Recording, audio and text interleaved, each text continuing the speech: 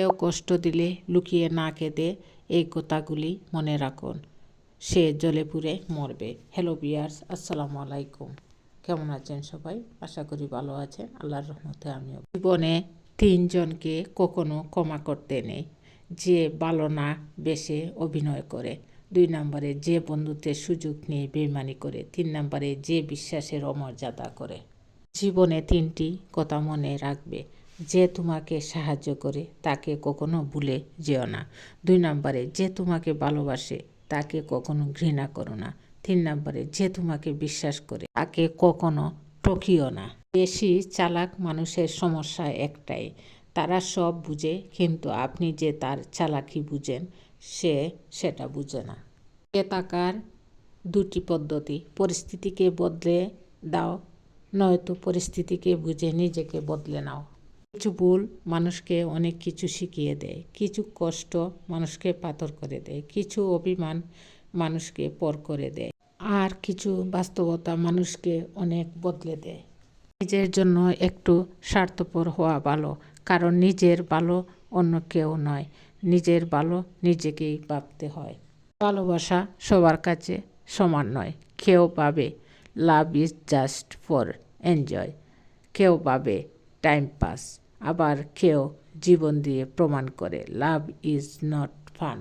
জীবনে বড় হও, কিন্তু কাউকে ছোট করে নয়। জীবনে হাসো, কিন্তু কাউকে কাঁদিয়ে নয়।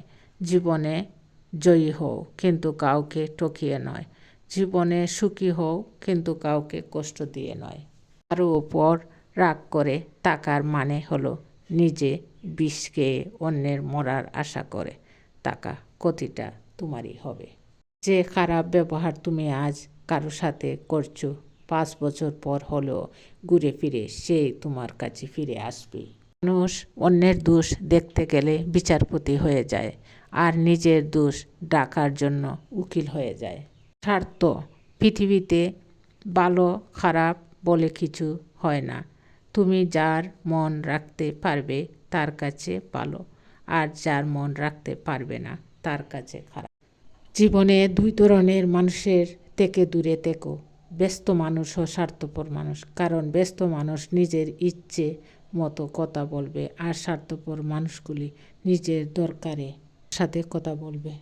কারো নোংরা ভাষার উত্তরে তুমিও যদি নোংরা কথা বলো, কৃতিত্ব তারই, যে তোমার মতো শিক্ষিত মানুষকে তার স্তরে নামিয়ে আনতে পেরেছে।